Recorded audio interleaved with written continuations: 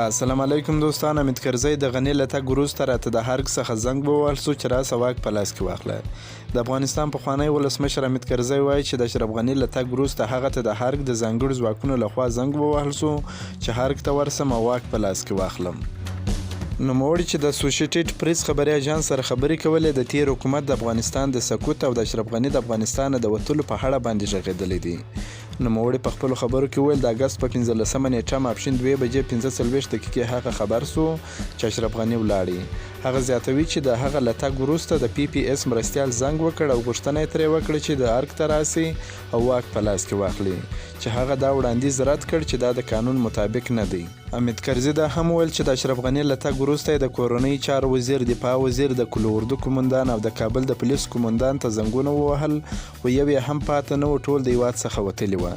نوموړي وویل د افغانستان د سقوط په ورځ پلان دا و چې دی او ډاکټر عبدالله دوحې ته ولاړ سي او هلته برخلیک ټاکونکي وکړه، خو د اشرف غني تګ دا هر څه بدل کړل.